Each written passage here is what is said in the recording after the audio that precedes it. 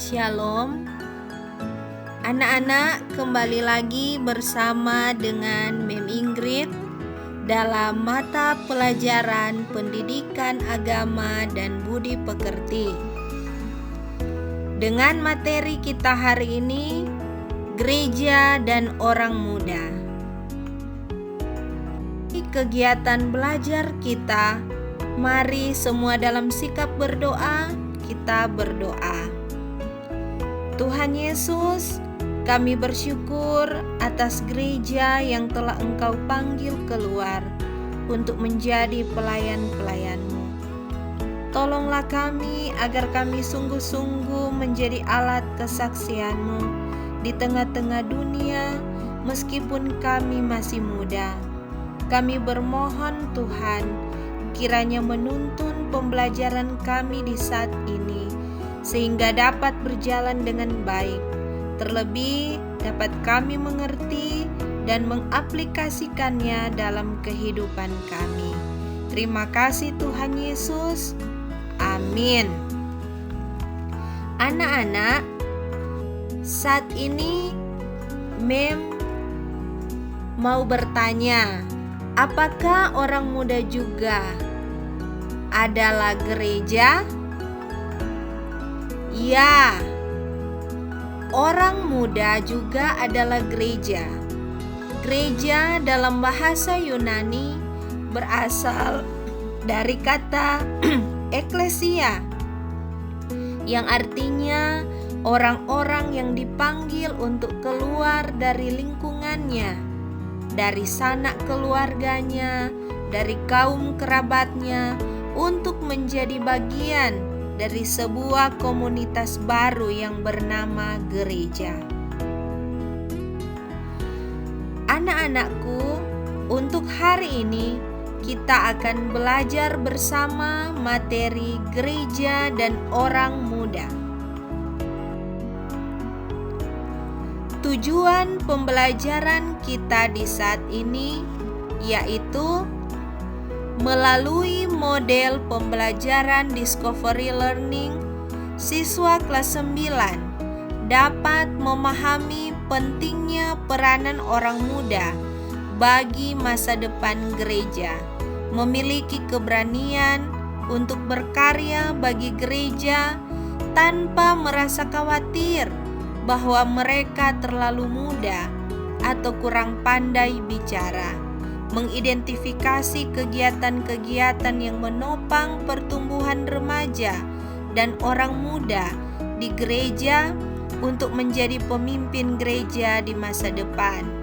Mengevaluasi kegiatan-kegiatan yang ada di gereja, sudah sejauh mana kegiatan-kegiatan itu berguna bagi orang muda, dan membuat kartu komitmen yang berisikan komitmen untuk ikut berperan dalam pertumbuhan gereja masa kini.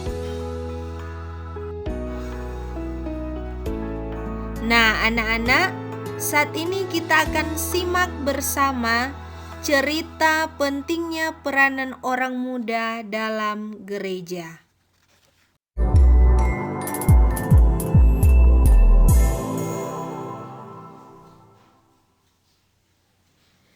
Putri basiap Jo, sondak lama tuh ibadah remaja semua mulai.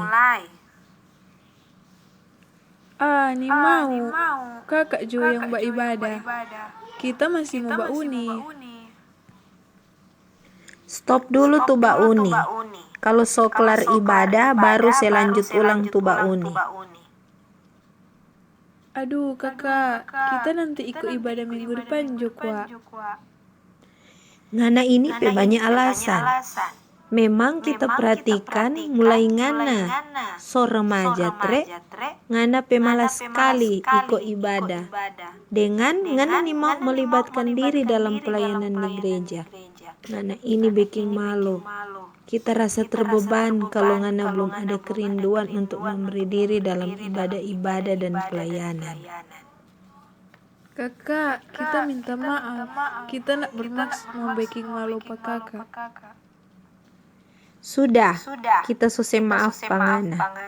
Tapi yang paling utama ngana minta maaf pak Tuhan. roba tu kalakuan. Selagi torang masih diberi waktu, torang masih muda, sebaiknya torang pakai ini hidup for melayani Tuhan. Sebenarnya kita suka mau terlibat dalam pelayanan di gereja. Malu karena kita nak pede pimpin ibadah di muka orang banyak. Karena kita tu paling muda dengan kita nak jago berbicara. Sedangkan tu lain so lebih senior, pasti dorang so lebih berpengalaman. Oh, jadi itu ngana pe alasan. Sebenarnya torang nak pernah berpikir begitu. Malahan torang lebih senang kalau semua tu remaja boleh aktif. Karena gereja sangat butuh orang muda. Karena torang orang muda masa depan gereja. Karena itu torang orang muda mesti sadar bahwa pentingnya torang berperan dalam gereja. Kalau torang so sadar yang torang berperan, maka torang harus terlibat sekarang ini supaya torang dilatih untuk menjalankan tugas kepemimpinan gereja di masa depan sesuai dengan perintah dan kehendak Tuhan. Iyo dang, kita semua ngerti no sekarang. Makasih nih kakak memang paling mantap. Manjok dang torang pergi ibadah.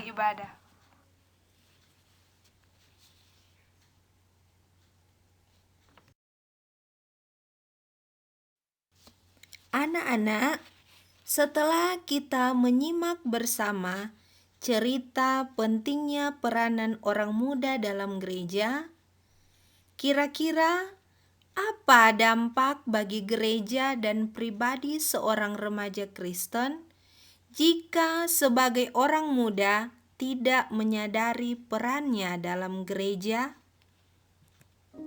Silahkan anak-anak dapat menuliskan jawabannya di lembaran kerja peserta didik. Anak-anak boleh di-pause dulu videonya, tulis dulu jawabannya, baru anak-anak kembali melanjutkan videonya. Anak-anak, menurut kalian, benarkah gereja membutuhkan orang muda?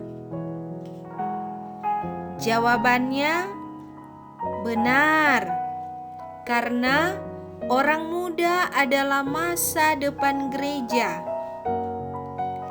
Gereja yang tidak memberikan perhatian kepada orang mudanya pasti akan mati, karena tidak akan ada generasi penerus yang melanjutkan kehidupan gereja itu. Kaum muda merupakan kekuatan yang amat penting dalam masyarakat zaman sekarang. Gereja memandang orang muda dalam kekinian dan lebih positif. Apakah ada orang muda yang berperan penting dalam Alkitab? Anak-anak, silakan semua membuka Alkitab. Yang pertama dalam 1 Samuel 16 ayat 1 sampai ayatnya yang ke-13. Kedua, silakan buka dan baca dalam 1 Timotius 4 ayat 12. Dan yang ketiga, buka dan baca dalam Yohanes pasal 1 ayat 41 sampai 42 dan Yohanes 6 ayat 1 sampai ayatnya yang ke-15. Sekali lagi anak-anak, boleh di-pause dulu videonya, kemudian silakan dibaca bagian Alkitabnya. Anak-anak, setelah kita membaca bagian Alkitab tadi, jelas bahwa ada orang muda yang berperan penting dalam Alkitab, seperti Daud menjadi raja, Timotius menjadi pemberita Injil di usianya yang masih muda. Dalam usia muda, Timotius berperan bersama Paulus untuk memberitakan Injil. Andreas sering disebut murid yang dekat dengan Yesus, di mana Andreas yang datang dalam situasi yang tepat. Ia mengantarkan seorang anak kecil dengan bekalnya 5 roti dan 2 ikan yang diberkati Tuhan Yesus, sehingga bekal itu cukup dimakan oleh 5.000 orang. Anak-anak, sekarang carilah 3 ayat firman Tuhan yang menjelaskan peran orang muda dalam Alkitab dan 3 orang muda yang berperanan penting di dalam Alkitab. Jawablah dalam lembar kerja peserta didik. Anak-anak yang dikasihi Tuhan, bagaimana caranya orang muda bisa seperti Daud, Timotius, dan Andreas? Caranya, yang pertama harus bersikap dewasa dan tidak merasa rendah diri. Kedua, menjaga tutur kata. Ketiga, memberi teladan lewat tingkah laku. Keempat, hidup setia dan menjaga kesucian diri. Anak-anak, tentunya kalian harus terlibat dalam kegiatan-kegiatan yang menopang pertumbuhan orang muda atau remaja di gereja, seperti mengikuti ibadah remaja, latihan kepemimpinan remaja gereja, mengikuti Bible Camp, bina rohani, retret, dan bimbingan pastoral konseling. Dengan mengikuti kegiatan-kegiatan ini, kalian akan terlatih untuk menjadi pemimpin di masa depan. Pasti ada yang bertanya, apa sih manfaat mengikuti kegiatan-kegiatan di gereja? Anak-anak, kalian harus yakin bahwa ketika kalian sebagai orang muda ikut kegiatan-kegiatan di gereja, maka akan bermanfaat untuk kalian. Antara lain, membentuk kepribadian untuk berani tampil dalam memimpin ibadah, melatih sikap bertanggung jawab dalam memimpin suatu organisasi, menumbuhkan kesadaran membaca firman dan melakukannya, menolong dalam menghadapi berbagai macam situasi kehidupan. Jadi anak-anak, gereja membutuhkan orang muda karena orang muda adalah masa depan gereja. Orang muda harus menyadari bahwa peranannya sangat penting di dalam gereja dan harus terlibat sekarang ini sebagai sarana untuk melatih diri untuk menjalankan tugas kepemimpinan gereja di masa depan. Anak-anak, sekarang ini simak pesan Tuhan di dalam firman-Nya dalam 1 Timotius 4 ayat 12. Jangan seorang pun menganggap engkau rendah karena engkau muda.